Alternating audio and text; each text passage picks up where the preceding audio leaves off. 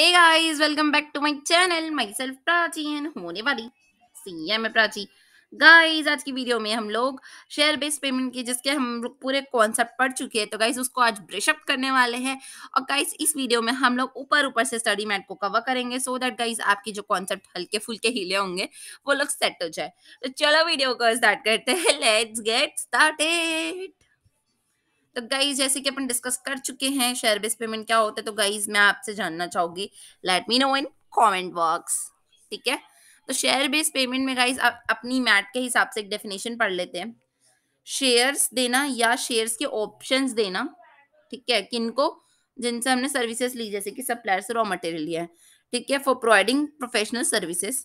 और मोड क्या रहेगा, शेयर बेस्ड पेमेंट रहेगा। ठीक है गाइज, तो ये किसको किसको दे सकते हैं, अपनी इंप्लॉइज को दे सकते हैं। शेयर बेस्ड पेमेंट टू किसी भी दूसरे लोगों को दे सकते हैं अदर देन एम्प्लॉय, क्योंकि ऊपर एम्प्लॉय कवर हो चुके हैं तो बार बार थोड़ी ना कवर करते रहोगे। ठीक है, और पेमेंट सेटल इन कैश। ठीक है, तो गाइज ये तो आपको क्लियर हो ही गया होगा। शेयर बेस्ड पेमेंट गाइज यहाँ पर एक और बार पढ़ देती हूँ मैं, क्या दिया हुआ है यहाँ पर। तो यहाँ पे दिया गाइज, शेयर बेस्ड पेमेंट जो रहता है ना, वो एक ट्रांजेक्शन होता है। एक एंटिटी को रिसीव होता है जब गुड्स और सर्विसेज, जब वो रिसीव करता है ना, एक एंटिटी जब गुड्स और सर्विस उसको मिल गई है, ये इसके सर पे बैठी गुड्स और सर्विसेज इसको रिसीव हो गई है, तो इसके बदले ये जो भी कैश दे रहा है, ठीक है, कंसिडरेशन देगा in form of equity instrument और इनकर्ड लायबिलिटी, मतलब वही कैश सेटल, तो उसको अपन बोलते हैं शेयर बेस्ड पेमेंट करना। It's so so so easy. ठीक है, इम्प्लॉय को भी अपन शेयर बेस्ड पेमेंट कर सकते हैं। ठीक है, शेयर्स देकर उनको पेमेंट कर सकते हैं चाहो तो। ठीक है, उनके पास ऑप्शंस भी देते हैं अपन कि वो ग्रांट कर सक, मतलब उनको ऑप्शन दे देते, देन वो लोग एक्सरसाइज कर सकते हैं बाद में चाहे तो, जैसे कि ईसॉप वगैरह होता है, मैंने आपको बताया था। ठीक है, देन गाइस अपन देख लेते हैं एम्प्लॉय शेयर बेस्ड प्लान्स क्या क्या होते हैं। तो वही सेम नहीं होते गाइस, दो ही ठोक होते हैं, वो बार बार दिया बुक में, equity settle, cash settle, same. ठीक है, इसमें कुछ डेफिनेशंस दिए हुए हैं गाइस, आई होप आप लोग को ये डेफिनेशन वैसे भी पता होगा, मीनिंग इसमें समझाने लायक कुछ है नहीं ज्यादा कुछ। ग्रांट का मतलब का तो ऑप्शन होता है गाइस। ठीक है, एम्प्लॉय को देते हैं। वेस्टिंग एक टाइम पीरियड को बोलते हैं। ठीक है, ऑप्शन क्या होता है गाइस, एक राइट होता है, ये कोई ऑब्लिगेशन नहीं होता, हक होता है, ना कि कोई जबरदस्ती। ठीक है, उसके बाद फिर एक्सरसाइज पीरियड जो होता है, इसमें अपन एक्सरसाइज करने का उनके पास टाइम रहता है कि इतने से इतने के बीच में आप एक्सरसाइज कर सकते हो। जिस प्राइस पे कर सकते हो उसको एक्सरसाइज प्राइस बोलते हैं। मार्केट वैल्यू जो होती है उसको इंट्रिंसिक वैल्यू बोलते हैं। और फेयर वैल्यू किसको बोलते हैं, स्टॉक जब ग्रांट करते हैं उस समय जो भी एक्सचेंज वैल्यू रहती है उसको अपन फेयर वैल्यू बोलते हैं। आर्म लेंथ प्राइस भी कह सकते हो आप। तो आई होप गाइज ये टर्मिनोलॉजी तो वैसे भी आपको पहले से पता होगी, एक बार याद करवा दिया मैंने। और ठीक है, देन गाइज अपन तीन टाइप का पढ़ने वाले हैं शेयर बेस्ड पेमेंट। एक होता है अपना इम्प्लॉय स्टॉक ऑप्शंस। ठीक है, दूसरा क्या होता है, इम्प्लॉय स्टॉक परचेज ऑप्शन। और एक होता है स्टॉक एप्रिसिएशन राइट्स। ठीक है, तो सबसे पहले वाला अपन सबसे पहले देखते हैं कि एम्प्लॉय स्टॉक ऑप्शन प्लान क्या होता है। ठीक है, तो गाइस इसमें एक कॉन्ट्रैक्ट होता है। ठीक है, जो एम्प्लॉय को देते हैं अपन। ठीक है, ये एक राइट देते गाइस उनको। ठीक है, राइट देते हैं, याद रखना, ऑब्लिगेशन नहीं देते, राइट देते हैं। ठीक है, एक स्पेसिफाइड पीरियड के लिए रहता है, जैसे कि 2019 से लेके 2021, इस टाइम पीरियड के बीच में ये आपका एक्सरसाइज पीरियड हो गया। ठीक है, और एक्स नंबर, मतलब इतने नंबर ऑफ शेयर्स दे दिए अपन। ठीक है, और उसका प्राइस भी फिक्स्ड है। ठीक है, तो उसको बोलते हैं अपन एक्सरसाइज प्राइस में फिक्स कर दी, प्राइस भी फिक्स्ड हो गया इसमें अपना। टाइम भी फिक्स्ड है, क्वांटिटी भी फिक्स्ड है और अमाउंट भी फिक्स्ड है, तो उसको क्या बोलेंगे, एम्प्लॉय स्टॉक ऑप्शन प्लान। इसमें कॉन्ट्रैक्ट करते हैं, मतलब कॉन्ट्रैक्ट देते हैं, उनको बोलते हैं कि चाहो तो आप ऑप्ट कर सकते हो। ठीक है, ऑप्शन। नेक्स्ट है गाइस परचेज प्लान। इसमें क्या करते हैं, एम्प्लॉय को रहते हैं एक ऑप्शन देते हैं कि वो लोग सब्सक्राइब कर सकते हैं शेयर्स कंपनी के। ठीक है, पब्लिक इशू में, जो भी पब्लिक इशू होता है ना, वहां पर जाके वो लोग सब्सक्राइब कर सकते हैं। ठीक है, स्पेसिफाई रेट जो रहता है ना, इनको डिस्काउंट में दे देते हैं, कह सकते हैं। ठीक है, मतलब इसमें क्या था, इसमें स्पेसिफाइड पीरियड में स्पेसिफाइड क्वांटिटी में स्पेसिफाइड रेट मिल रहा था। बट इसमें क्या है, अपन पब्लिक इशू में जाके खरीद रहे हैं, बट अपन जो इम्प्लॉय है ना, इसलिए हमको डिस्काउंट रेट में मिल रहा है। क्लियर हुआ। देन एप्रिसिएशन राइट क्या होता है, तो एप्रिसिएशन राइट में क्या होता है कि हमको एक राइट मिलता है। ठीक है, जिसमें अपन को कैश या फिर शेयर दोनों में से कुछ भी ले सकते हैं अपन, दोनों में से कुछ भी ले सकते हैं। ठीक है, किसके बराबर में मिलेगा अपन को कैश या फिर शेयर्स? उस समय के मार्केट प्राइस के हिसाब से। मतलब एक एम्प्लॉयी को एक हक मिलता है, एक राइट मिलता है कि वो एंटाइटल होगा उसको रिसीव करने के लिए। किसको क्या रिसीव करेगा, कैश या फिर शेयर्स, दोनों में से कुछ भी उसको मिलेगा। और वो किसके बराबर रहेगा? वो बराबर रहेगा मार्केट प्राइस के। किस दिन के मार्केट प्राइस से? जिस दिन वो एक्सरसाइज करेगा उस दिन के मार्केट प्राइस से। आई होप गाइस आपको यहाँ तक क्लियर हुआ होगा। Then guys same to same यहाँ पे फिर से दे दिया, इक्विटी सेटल, कैश सेटल और share based transaction with cash alternative. तो अपन देख लेते हैं यहाँ पर भी। इसमें क्या हुआ, सेम है कि अपन सप्लायर से रिसीव कर रहे गुड्स और सर्विस, उसके बदले उनको दे रहे हैं। और या फिर अपन कोई भी ऐसे सामान खरीद ले या गुड्स और सर्विसेज रिसीव किए, ठीक है, जिसके बदले अपन पे कर रहे हैं सप्लायर को या एम्प्लॉय को, किसी को भी। ठीक है, तो टाइप्स क्या क्या दिया देख लेते हैं। पहला टाइप है कि इक्विटी में अपन वही करेंगे, शेयर बेस्ड पेमेंट में इक्विटी रिसीव करेंगे और उनको मतलब इक्विटी नहीं, अपन गुड्स और सर्विस रिसीव करेंगे, उसके बदले अपन इक्विटी को एज अ कंसिडरेशन पे करेंगे। ठीक है। दूसरे कैश सेटल में क्या रहेगा, द एंटिटी जो रहेगा वो एक्वायर करेगा सर्विसेज और वो लाइबिलिटी इनकट करेगा उतने ही अमाउंट की जितने अमाउंट का वो इंस्ट्रूमेंट है।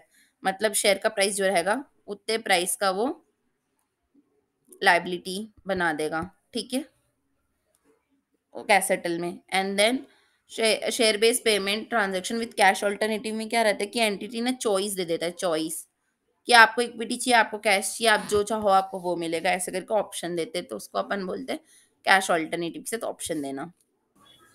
तो गाइस हम लोग देख चुके थे कि अपन रिकग्नाइज कैसे करेंगे। गाइस सेम टू सेम है, मैं बार बार नहीं बताऊंगी सेम चीज। आपको जब रिसीव होगा गुड्स और सर्विस तब आपको रिकग्नाइज करना है, as simple as that. Measure करना है कैसे गाइस, मैंने अभी आपको बताया है। ठीक है, वही सेम है। डिस्क्लोजर, डिस्क्लोज क्या क्या करोगे गाइस, आपको हर टाइप के शेयर बेस्ड पेमेंट को बताना है जब जब आप किए हो। ठीक है। देन गाइस आप नंबर और वेटेड एवरेज बताना है आपको एक्सरसाइज प्राइस का, ऑप्शंस के कितना आउटस्टैंडिंग था स्टार्टिंग में, ग्रांट हुआ था अब कितना था, फॉरफिट कितना किया आपने, एक्सरसाइज कितने लोगों ने किया, एक्सपायर कितना हो गया, आउटस्टैंडिंग कितना है, एक्सरसाइज डेट, एक्सरसाइबल मतलब आखिरी में कितने लोग एक्सरसाइज कर लिए टोटल पूरे साल में। क्लियर हुआ। ये सारे बाकी गाइस ऐसे ही डिस्क्लोजर है, आपको डिस्क्लोज करना रहेगा, नॉट सो इम्पोर्टेंट। तो गाइस फिर अपनी अकाउंटिंग एंट्री कैसे होगी, तो देखो अकाउंटिंग एंट्री एक बार और डिस्कस कर लेते हैं अपन, एक बार कर चुके। डेबिट क्या करोगे, expenses and assets, and credit क्या करोगे, इक्विटी। इक्विटी जा रहा है ना guys, that's why equity credit है। एंड जो अपना असेट्स है, असेट्स आ रहा है, दैट्स वाई वो डेबिट है। सर्विसेज या फिर अपन जो भी खर्चा कर रहे हैं, ठीक है। और कैश सेटल में भी सेम रहेगा, बस यहाँ पर लाइबिलिटी लिख देना, एज सिंपल एज दैट। ठीक है, लाइबिलिटी और या फिर असेट कुछ भी लिख सकते हो। गाइस चलो क्वेश्चन डिस्कस कर लेते हैं। फर्स्ट क्वेश्चन जो हमारा है वो है, डी लिमिटेड जो है वो ऑफर कर रहा है शेयर अपनी इंप्लॉइज को। ये है डी लिमिटेड, ये ऑफर कर रहा है अपनी इंप्लॉइज को। ठीक है, अगर वो लोग टारगेट मीट करेंगे तो शेयर बेस्ड पेमेंट में। तो बताओ आप, ये इक्विटी सेटल हुआ कि कैश सेटल हुआ? बताओ बताओ बताओ जल्दी से, मेरा आंसर देखिए बताओ। क्या लिखा है, ऑफर शेयर्स। तो शेयर्स क्या होता है गाइस, इक्विटी सेटल होता है, तो ये इक्विटी होगा। क्लियर। जेड लिमिटेड जो है वो शेयर्स को ऑप्शन दे रहा है कि आप 2 साल कंप्लीट करो अपनी जॉब को, देन हम आपको देंगे। तो वो इम्प्लॉयज को दे रहा है, 2 साल वेस्टिंग पीरियड है इसका। ठीक है, तो बताओ इक्विटी सेटल है कि कैश सेटल है कि क्या है ना? तो देखो हमको बताना है कि हम इसको कब रिकॉग्नाइज करेंगे, हमसे पूछ रहे हैं कि इसको कब रिकॉग्नाइज करोगे। तो सबसे पहले तो आप क्वेश्चन के आंसर में बताना कि जब शेयर्स लिखा तो ये इक्विटी सेटल हुआ। ठीक है, और इसको हम लोग कब रिकॉग्नाइज करेंगे, तो गाइज मैंने आपको बताया था कि जब वेस्टिंग पीरियड रहता है 2 साल का, तब इसको जैसे कि अपन एमोटाइज करते हैं वैसे अपन एमोटाइज कर देंगे इसको। ठीक है, और बांट देंगे, मतलब जितना भी एक्सपेंस है ना उसको अपन 2 साल में बांट देंगे। तो देखो आंसर पे क्या लिखा है कि जो सर्विसेज है एम्प्लॉय को दे रहे हैं, ज्यूम करे कि वो रेंडर करेंगे फ्यूचर वेस्टिंग पीरियड में, और फिर वो फॉल करेंगे उसके फेयर वैल्यू का। ठीक है, तो उसको रिकॉग्नाइज कैसे करेंगे, proportionally of the period expire total. तो वही बात हुई गाइस, जितना भी हमारा टोटल खर्चा आने वाला है बोनस का, उसको अपन 2 साल में बांट देंगे, है ना। प्रोपोर्शनली बोला है ना, वही तो बोला है। तो वही समझ गए, आगे बढ़ते हैं। एक्स लिमिटेड जो है, एक्स लिमिटेड जो है, x limited is an mister, अच्छा मिस्टर एक्स जो है वो इम्प्लॉई है पी लिमिटेड के। ठीक है, पी लिमिटेड के इम्प्लॉई है। ठीक है, उसके क्या हुआ, पी जो है वो बोला राइट शेयर दूंगा एक्स को, तो इसको एक राइट मिल रहा है, राइट। ठीक है, तो हमको पूछ रहा है इस क्वेश्चन में कि जो राइट इशू दे रहे हैं अपन इक्विटी का, तो क्या ये शेयर बेस्ड पेमेंट है क्या, हाँ या ना में जवाब देना है। तो गाइस अपन राइट इशू करे तो ये तो राइट इशू शेयर्स हुआ ना, ये अपन को इसमें क्या है, share based payment, it's not share based payment, it's right issue. ठीक है, राइट शेयर्स जो होते हैं वो इशू हो रहे हैं, तो ये शेयर बेस्ड पेमेंट नहीं होगा। ठीक है, तो आंसर में क्या दिया, no for the purpose of standard transaction जो एम्प्लॉय के बीच में है या फिर अदर पार्टी के बीच में, वो कैपेसिटी होना चाहिए जब वो होल्ड करे इक्विटी शेयर्स।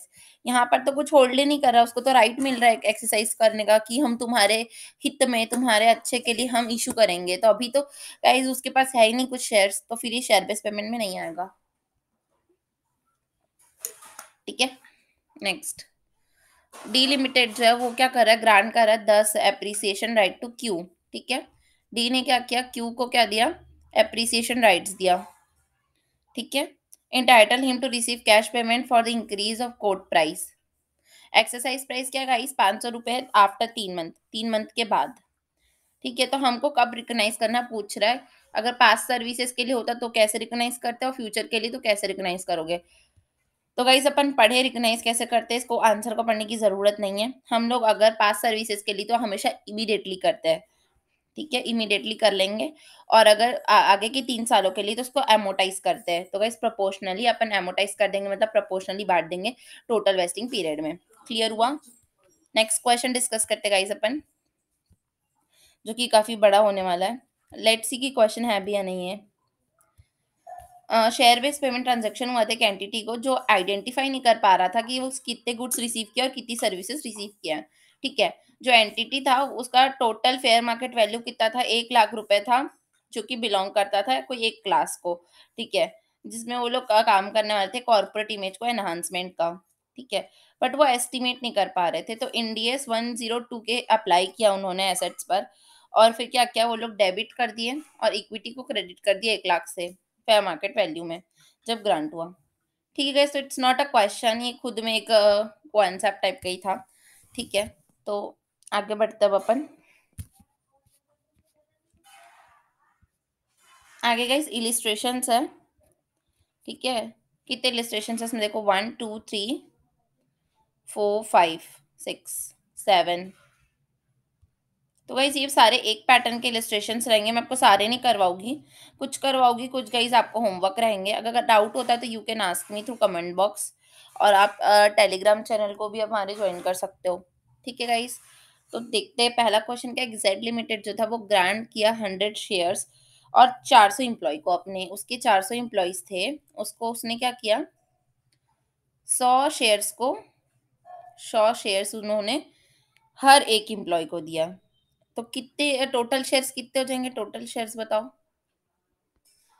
400 एम्प्लॉय हर एक को 100 दोगे तो टोटल 40,000 शेयर्स हो जाएंगे। क्लियर हुआ, शेयर्स इतने हो गए। ठीक है, कंटिन्यूसली 3 साल के लिए है। फेयर मार्केट वैल्यू 30 रुपए है, तो वैसे इसको 30 से इंटू कर देंगे, बिकॉज 30 रुपए के लिए तो ये 120 आ जाएगा। ठीक है,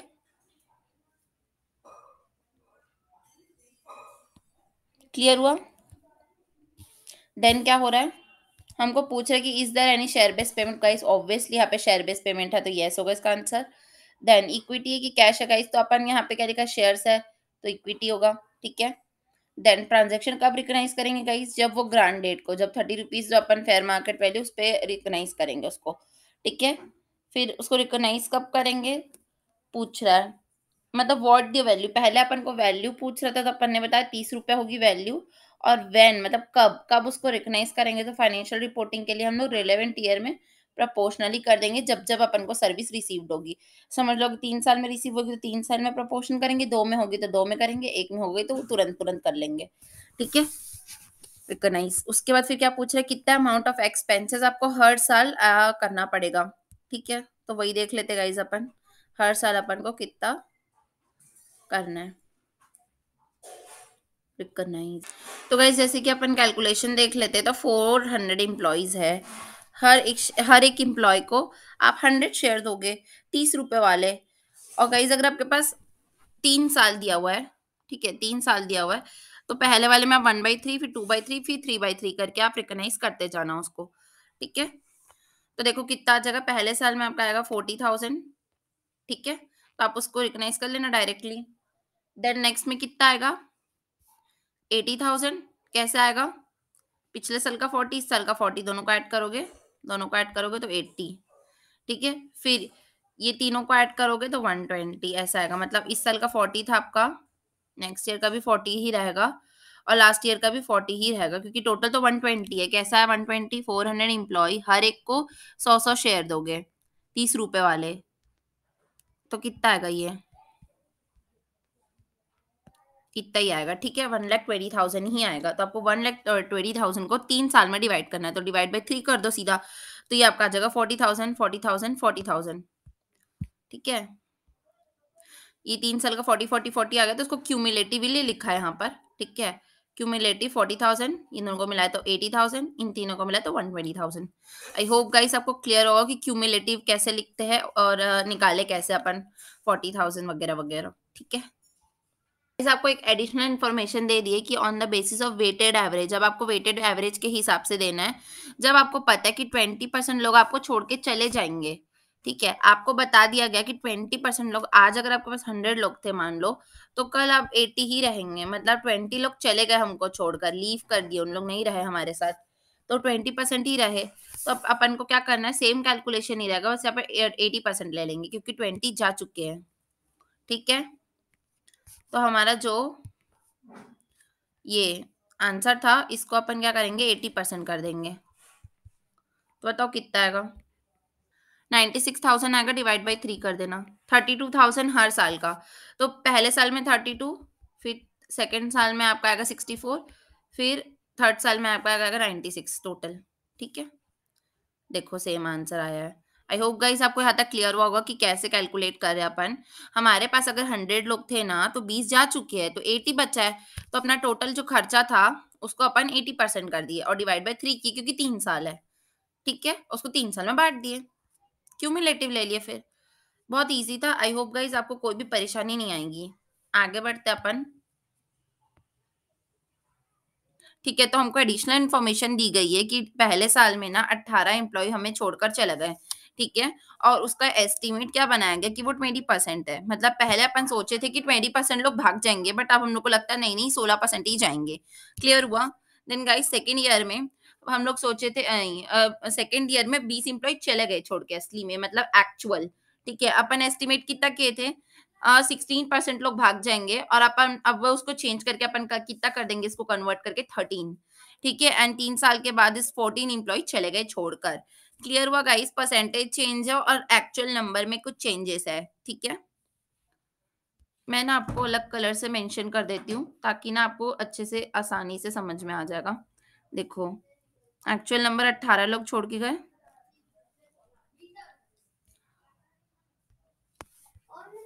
देन अपना 14 लोग छोड़ के गए असली में, एंड असली में 20 लोग छोड़ के गए हैं।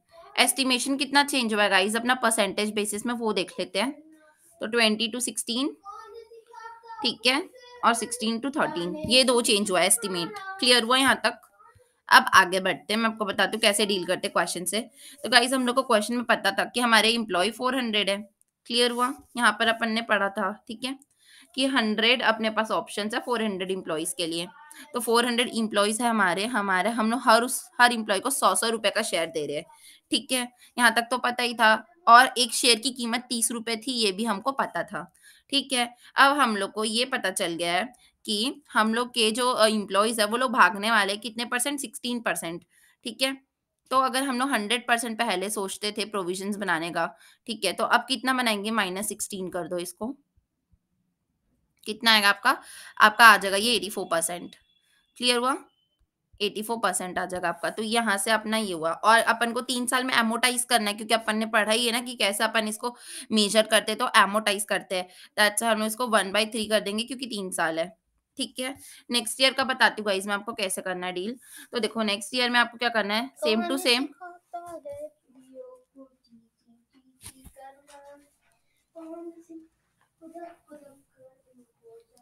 ठीक है गाइस? तो मैं आपको नेक्स्ट ईयर का बताती हूँ कैसे होगा। तो 400 इम्प्लॉयज है, हर इम्प्लॉय को 100 शेयर्स दे रहे हैं, वो भी 30 रुपीज का एक है, ठीक है। अब अपन ये वाला अमाउंट को कैसे एस्टिमेट करेंगे गाइस, तो आपको ये सोचना है कि अब अपना 13% हो गया है, ठीक है? तो 100% पहले हमने सोचा था, अब वो 13% अपन ने चेंजेस किया है उसमें, तो ये टोटल कितना आ जाएगा, ये 87 आ जाएगा, ठीक है? और अपना कितना साल बचा है, अभी दूसरा साल है, टोटल 3 में से, ठीक है? तो ऐसे कैलकुलेशन होगा। एंड देन लास्ट वाला कैलकुलेशन कैसे होगा गाइस, तो देखो लास्ट वाले में हमको कोई भी परसेंटेज चेंज मेंशन नहीं किया क्वेश्चन ने, तो हम कैसे चेंज करेंगे परसेंटेज में, तो गाइस अपन को ये पता है कि हमारे असली में एम्प्लॉय 14 छोड़ के चले गए, 14 लोग हमें छोड़कर चले गए, ठीक है गाइस? और कितने लोग गए अपन को कैलकुलेट करना पड़ेगा, तो let me show in calculator 1 second. देखो यहाँ पर 400 एम्प्लॉइज है, माइनस करेंगे अपन 14 से, ठीक है? देन और कितने एम्प्लॉय छोड़ के गए हमारे को, 20 और गए थे पिछले साल, एंड 18 टोटल एम्प्लॉइज गाइस। देखो आपने, मैंने कैलकुलेटर में आपके सामने शो किया कैसा आया, फिर से बता देती हूँ। जैसे कि गाइस 18 एम्प्लॉइज छोड़ के गए थे अपन को, 14 गए थे एंड 20 गए थे। पूरा लास्ट तक अपने इतने एम्प्लॉय हमको छोड़कर जा चुके हैं, तो हम किसके लिए बनाएंगे प्रोविजन, ठीक है गाइस? अपन प्रोविजन बनाते हैं ताकि मतलब कैलकुलेशन निकाल सके अपन, ठीक है? तो कैलकुलेशन किसके लिए करेंगे अपन, तो गाइस 400 में से हमारे कौन-कौन चले गए, 14 चले गए, 20 चले गए और 18 चले गए। तो गाइस हमारे पास बचे कितने एम्प्लॉयी है? अपने पास सिर्फ़ और सिर्फ 348 एम्प्लॉइज़ काफ़ी बचे हैं, ठीक है? अब हम लोग उनसे मतलब आखिरी में जाए गाइस, आप ऐसे सोचो ना, इसको कैसे आपको समझना है कि वेस्टिंग पीरियड तक अपन को अमाउंट इकट्ठा करना था, ठीक है? तो वेस्टिंग पीरियड के टाइम पर तो इतने ही एम्प्लॉयी बाकी है ना, तो उनको ही देंगे अपन। कितना देंगे, ₹100 वाले शेयर्स देंगे? नहीं, तो 100 शेयर्स देंगे ₹30 वाले, ठीक है? और ये आखिरी साल है, मतलब तीसरा साल है 3 सालों में से। तो गाइस आप कैलकुलेट करोगे तो आपको ये वाला अमाउंट्स आ जाएगा, ये तीनों को ऐड करोगे तो ये वाला आ जाएगा, ठीक है? आई होप गाइस आपको क्लियर हुआ होगा कॉन्सेप्ट भी, और आप समझोगे कि किस तरीके से अपन को कैलकुलेट करना है, ठीक है? अगर वीडियो अच्छी लगी हो तो गाइस प्लीज़ लाइक कीजिए, बहुत अच्छी लगी हो तो प्लीज़ सब्सक्राइब कीजिए एंड कमेंट बॉक्स में प्लीज़ गाइस बताइए एक्सप्लेनेशन कैसा लगा। Thank you so much for watching this video. Bye bye guys.